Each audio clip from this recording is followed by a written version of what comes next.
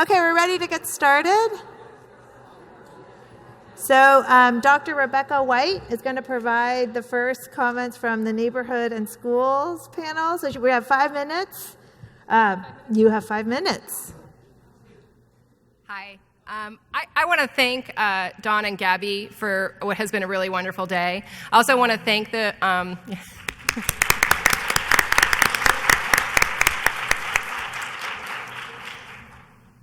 They really have worked tirelessly. I can't even, I'm tired watching them. I also want to thank the group who participated in the Neighborhood and Schools discussion. As somebody who is really interested in these contexts and can't seem to stop being interested in these contexts, it was really rich opportunity for me, and I hope other people felt like it was rich for them as well. So across our 3 groups, we sort of addressed 3 issues. One is, how do we as scholars begin to operationalize and measure ethnic and racial compositions in neighborhood and school environments? Excuse me? Oh, okay, sorry. And then the next question we sort of try to delve into is, well, what are the sort of challenges and what are the ways, those different ways we operationalize ethnic and racial compositions in these environments? What ways are they working? What ways are they not working? How are they falling short of what we need as developmental scientists? And the third question we tried to address was, to what end? We're talking about these environments and how they vary on their ethnic and racial compositions and relative to diversity, and then for what outcomes, for what developmental processes, and in what groups. So overall, in the terms of the first question about measurement, we really talked about a very wide range of approaches that developmental scholars have taken to assessing composition in neighborhood and school environments, ethnic racial compositions in neighborhood and school environments. These could range from the objective to the subjective and experiential, and then we also brought up how those objective and subjective measures fall short of capturing some of the things that the qualitative work on these environments could capture and fill in the holes and give us better and improved ideas about this. In terms of objective measures, we talked about using things like diversity index, which is a common approach, census data, school record data. Some people are measuring diversity, so like the diversity index, a 0.5 value has a meaning. That's a 50% chance that if you pull 2 people at random from the neighborhood or the school, that they're going to share the same, be it from a different group. I'm looking at Dawn because she knows this better than I do. Then we have things like measuring concentration. Like, for example, in a lot of my own work, I measure the percent of Latinos in a neighborhood. So we could measure the percent of African Americans. Of course, we would love to measure subgroups within, for example, Latinos, within Asian Americans. There's a really underrepresentation of work among indigenous populations in the United States, but we know a lot of them are living not just on reservations, but in urban communities. And then we talked about how we can move to the subjective, people's perceptions and experiences. And we talked about how the objective characteristics, for example, the composition or diversity index, can create the opportunities to have subjective experiences. And those subjective experiences may be more proximal to the individual. So, for example, if you attend a school that's 98% Latino, you may only have so much opportunity to create certain different types of social networks within that school relative to race and ethnicity, versus if you go attend a school that's 25% of 4 different groups, you have different opportunities to create networks and to create little niches, if you will. We also, in the discussion of the subjective and moving more to the qualitative approaches that we might take, we were very interested in to what degree are we as researchers imposing our ideas about heterogeneity and homogeneity in these environments and about what's good and bad, about what is and isn't diverse. So if, for example, if a school is 98% Latino, we might as researchers say, oh, that's a homogenous school. But because there's so much diversity within the Latino population, the experience to kids might be very diverse. We also talked about when we're operational, we're often working at all these different levels. We might work at the school level, but then we talked about reasons why, well, the school diversity might not tell, our composition might not tell us much, and classroom composition can be very different because of processes like tracking and even where kids go into the cafeteria, how they get into the cafeteria, how policies implement who's in this side of the cafeteria and who's in this other cafeteria. We also talked about really needing more dynamic perspectives to try and get at not only, for example, these within setting variability and diversity that kids can create or policies can create, but also how are people transitioning across the day and space and time and across development relative to their exposure to different types of diversity and compositions. And then to what degree, a lot of times I think, especially in the school and social network type work, there's an assumption that kids are making free, unconstrained choices about where they hang out, who they hang out with, and some members of our discussion really question whether that is an unconstrained choice. Moving more toward the issues, do our measure capture issues related to social justice and power and privilege? When we're measuring these things, are we capturing issues of power and privilege? Really, the diversity index doesn't do that. What are those underlying mechanisms? What makes a neighborhood or a school diverse? How did it get that way? Is it through the process of gentrification? That might be a very different form of diversity. It might be a form of movement that's happening away from diversity. And how... and then lastly, in terms of generalizability, does diversity and other indicators of composition mean the same thing for everyone and across all developmental phases? And these were some of the really rich conversations that we had.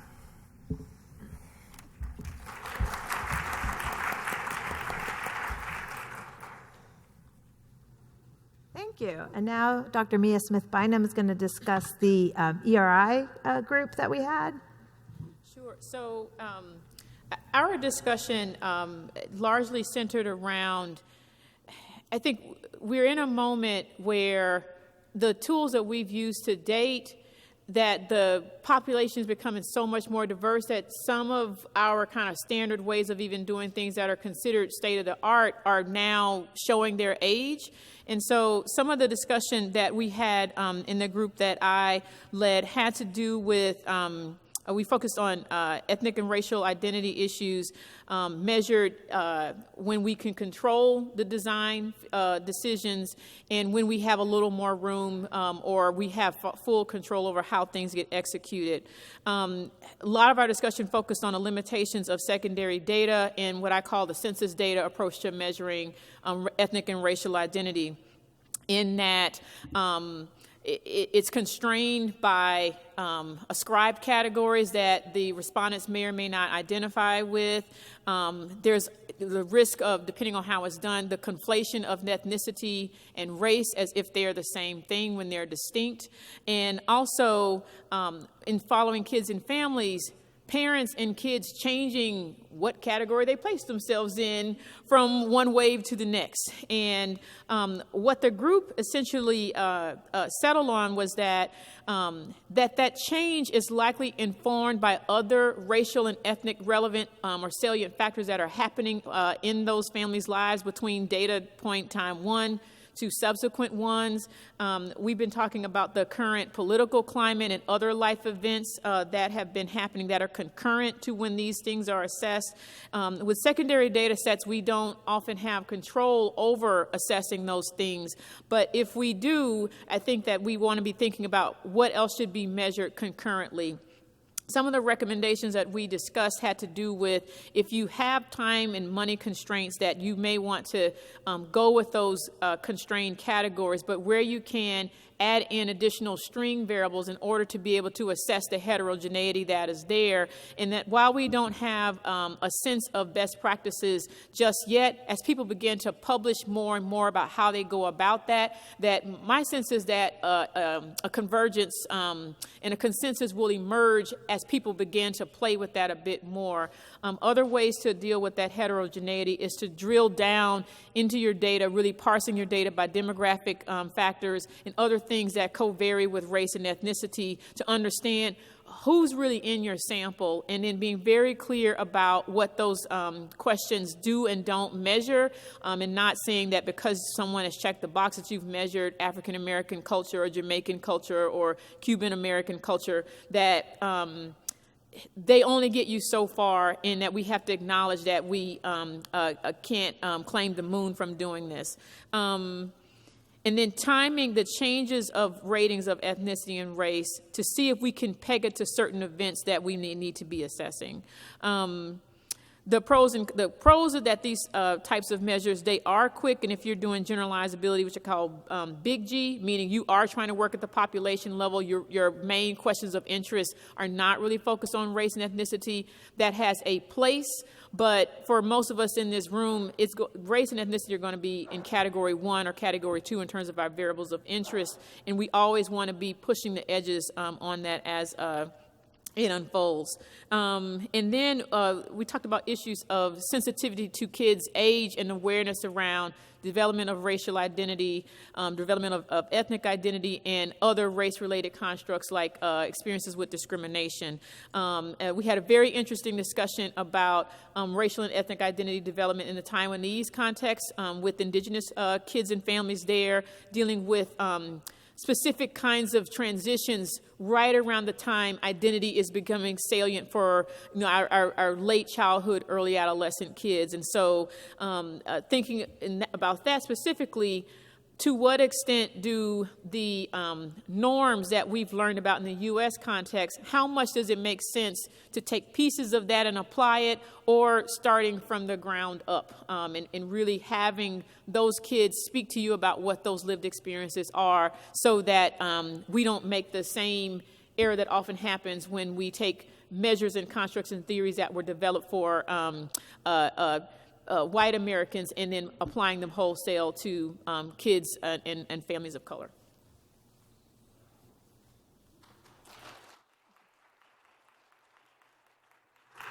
And then finally, Dr. Richard Lee is going to talk about immigrant families.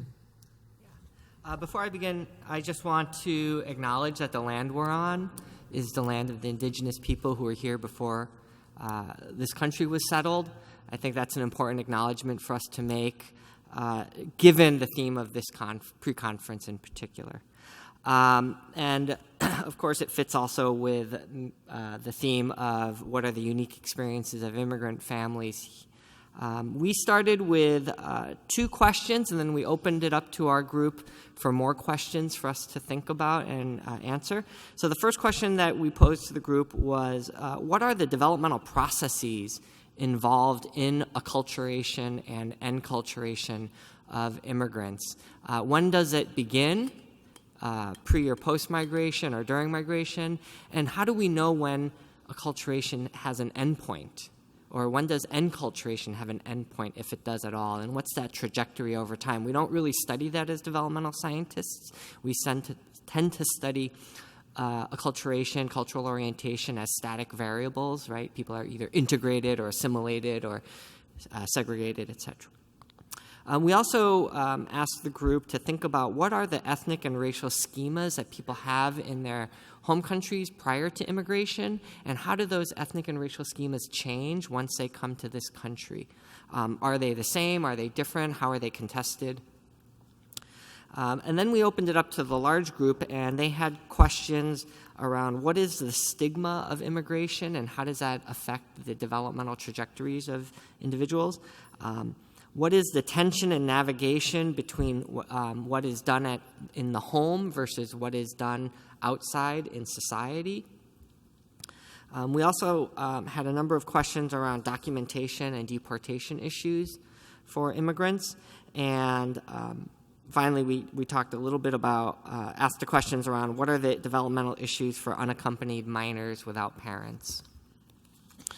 So in trying to sort and organize the free-flowing conversation that we had, I thought I'd sort of break it into sort of things that are happening at the intra-individual developmental level, then the interpersonal and family sort of context, and then more of the structural context. So at the intra-individual development, one of the first things we really talked about was the need to understand the reason for migration. What are the push and pull factors that bring people to a new land.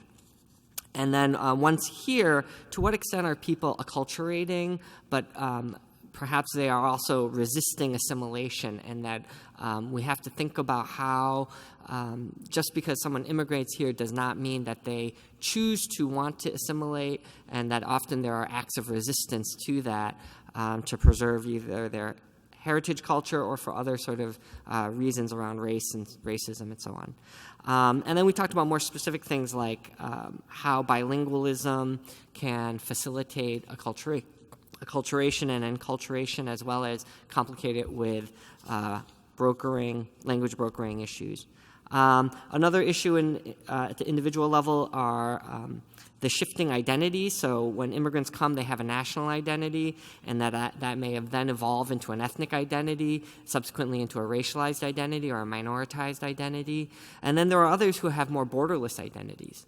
And how do we study these sort of different transitions in identity?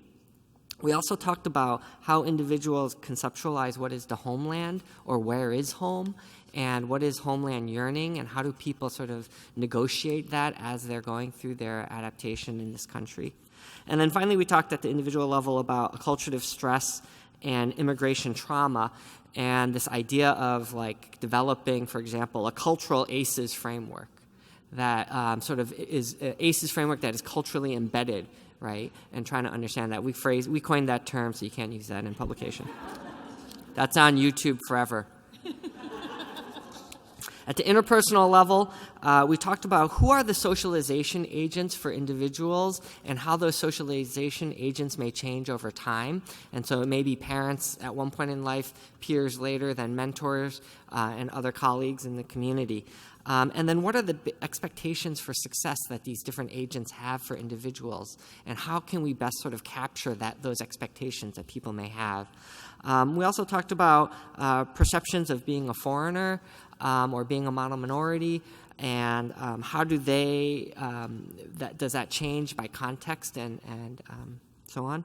And then finally we talked about intergenerational variations of acculturation and how acculturation differs for children and adults and elderly, and that there's oftentimes within families sort of this time capsule experience where people who immigrated at one point in time continue to carry on cultural practices from the point at which they departed their homeland, even though in the homeland now there's major changes occurring. So parenting back then is not the same as parenting today.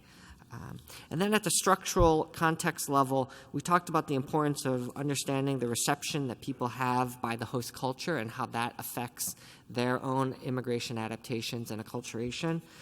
We also talked a lot about the transnational experience now, that we are moving more and more toward this sort of back and forth between one's homeland or multiple contexts and cultures, and how sometimes that is also facilitated by technology, and that we need to do a better job of understanding the role of technology in facilitating these processes.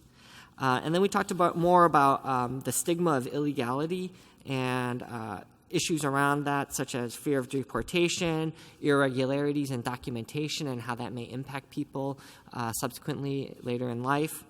And then we talked about one thing we talked about was what is the racial immigration narrative in our society, and how we talk so much right now, for example, about immigrants crossing borders. But we don't talk about immigrants who overstay visas, and how I was saying how I believe right now currently the most undocumented individuals in the U.S. are Asian, not from South America or Central America, and yet the narrative is always about people crossing the southern borders. And then what is the stereotypes of who is a threat, who is not a threat, who is contributing to society, who is not contributing to society. And so how do these narratives then sort of embed themselves within individuals who are here as immigrants? How are they embedding themselves within the family or in the school context and so on? And so we sort of saw these at the intra-individual, interpersonal, family, and then structural, and then, of course, how they all intersect with each other. Thank you.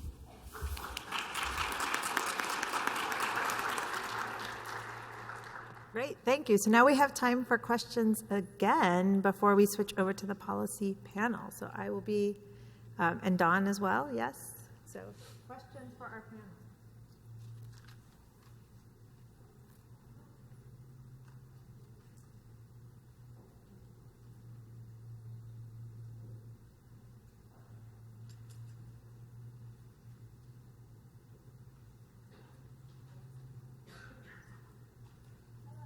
You hear me? So thank you for those really inspiring words. I was wondering if the panelists could talk a little bit more about those cohort effects that you kind of alluded to, and how like a particular time in history shapes ethnic racial identities, shapes how we view acculturation and assimilation, or shapes who's viewed as a foreigner versus not.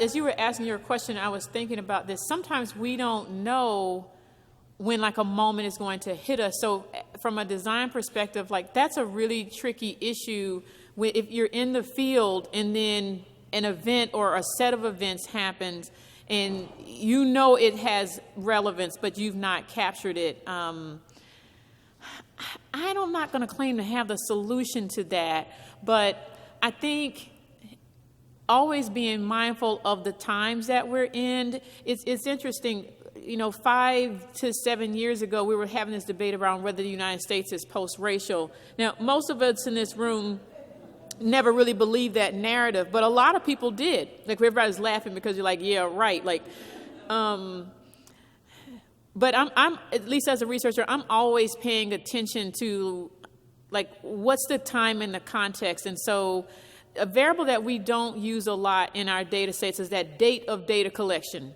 So whether it's the secondary data or whether our own, but really, I think even more so than I've ever thought about in the past, really tracking like what's happening with, like I think about the family separation crisis and my colleagues who study Latino kids and families and people talking about, particularly in our discussion group, the changing of how people rated their ethnicity with respect to being of Latino heritage, Latino descent. I think that is responsible for some of those changes. I think about Black Lives Matter, and like that's a thing now. Like if you're studying young people, like that's something you can put in a questionnaire and ask about whether your target sample has participants who've engaged in that movement or not. So 5 years ago, I never would have thought about coming up with a Black Lives Matter scale or something to really assess people's endorsement or beliefs about that. But I watch a lot of news. It's not been good for my health recently, but it helps me to really think about the timing with which the things that the kids who are in my studies are going through, and like how can I explain potential anomalies in my data that might not otherwise be easy to interpret. And then linking it back to that date of data collection, like what was happening at that time. So, because like I said, unfortunately, we don't know when these events are going to happen, but I'd have my IRB forms ready to capture one or two new things if there's time there, but then beyond that, really knowing what's happening and talking about the chrono system in an explicit manner in my discussion. I'm not sure if I'm going to correctly answer your question or not. But I think one of the things we talked a little bit about but didn't go into much detail was how we can think of cohorts in terms of different generations of time, people who immigrated in the 60s or 70s or 80s or 90s that way. But we can also think about it in terms of the age at which people immigrated, right? So children who immigrated versus young adults versus the elderly who come as elderly or as seniors. And then we did briefly talk about, and I think it's really an interesting issue which we didn't get into more detail about, which is how do these cohorts interact with each other? Someone had brought up in our group sort of looking at sort of these as different dyadic sort of analyses, right? So, but it's not just like parent-child, but just also even thinking about, just now I'm thinking about how do we talk about our immigration experiences across cohorts or generations. I don't think I've ever seen papers really talking about that, studying that issue, right? How is it that a parent, do they ever share their immigration struggles and challenges with children? And how does that inform how children then are negotiating and understanding their own experiences, as well as then having a better understanding of their parents' experiences? So I think there's an issue there where I think we need to think about the interplay of cross cohorts and the content of what is being actually shared and socialized there.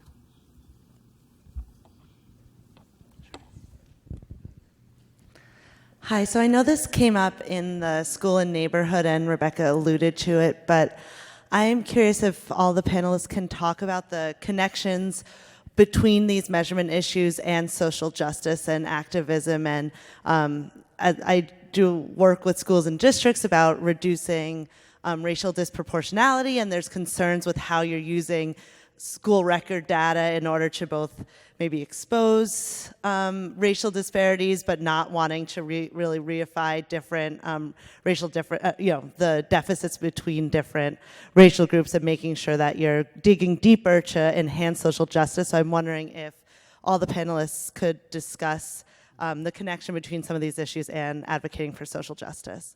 Yeah, in our group, we talked a little bit about this idea that when we talk about acculturation, we always talk about it still with this sort of endpoint of assimilation.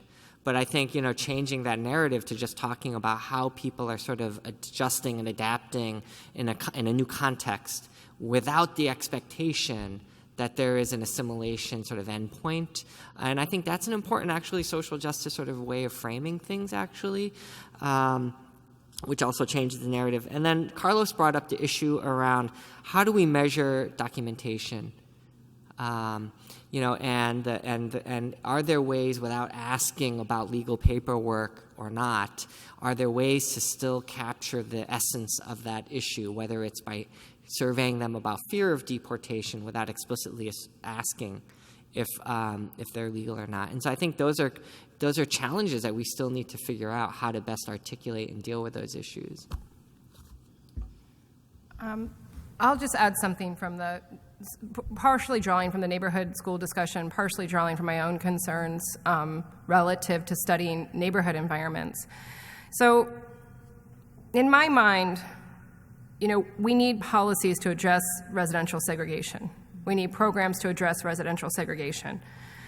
But to the degree, these programs have to be situated in understanding of the toxicity of whiteness in the work that I do in neighborhoods. And so, some of the work out there is showing that, for example, when U.S. Mexican origin kids move into whiter neighborhoods, they experience more discrimination. They experience fewer opportunities to develop a healthy sense of ethnic identity from their peer context and their broader from extra-familial context. And so, though we need to, so a common policy program to address this social justice issue is housing vouchers. Well, the housing vouchers are essentially saying, here you go, family, now go move into a better neighborhood. And the kind of neighborhood you have to move into has certain characteristics. And although the characteristic they use these voucher programs for aren't % white, what's happening is they're saying, go ahead, and they're not doing anything to address the toxicity of whiteness in that space or in U.S. neighborhoods. And so, to borrow an old term from my public health days, which they no longer use, I think we have to have policies that address whiteness in residential spaces, because otherwise policies to address residential segregation are going to have iatrogenic effects. And so from a social justice issue, I'm interested in, how do we address segregation, but more like, what seems to supersede that is the idea that we have to address whiteness in residential spaces, who, by the way, they're the most segregated group. I love that question because the way I think of myself as a researcher, and feel free to judge me, I'm confident, is social justice and my research are fused. Like it is the motivation for why I do the work that I do. And I learned in the dissertation phase of my own work that when you see those disparities, like as a young scholar, you're like, oh God, it's like proving the stereotype true. For the young people in the room, push back on that those disparities, that there are structural explanations that underlie those disparities. So do not fall down the trap of believing that these statistically significant differences that have been centuries essentially in the making are the truth in the end of the story in terms of what's happening with children of color when compared to their more advantaged white counterparts. That the homework must be done with the reading, Speaking of public health, the model, the social determinants of health, gets at all the things that we're talking about, and public health has a social justice orientation to it at its foundation. It's something that is not a part of our training in developmental science, but I work in a school of public health. It's very refreshing to not be asked, why am I studying the racism and discrimination? Like, people are like, yeah, okay, cool. Like, it's not a big thing. So if you're in a space where those questions aren't validated, then to know that that doesn't mean that there's not a base of scholarship that can support the kind of work that you want to do. But it often means reading beyond what's necessarily prescribed and required in our formal training. Someone made the comment this morning about reading outside of your normal discipline, because if you look at the standard textbook for a lot of our undergraduate courses, they don't address a lot of the issues that we're talking about today, and yet the scholarship is robust and nuanced and detailed, but if you didn't get to graduate school, if you didn't have a graduate mentor to point the way, you would not really know that this work is there and how detailed it is. So begin with the notion that there's an explanation and that the simple surface one is not the actual answer. And then ground that work in theory and work that's been done in previous decades to help shape what you say in those discussion papers and those publications. So, like, that's my little 2 cents on that. But I feel very passionately about not accepting the disparities and the deficits as the end story, that there's a much more complicated story there, and to take a piece of it and unpack that piece.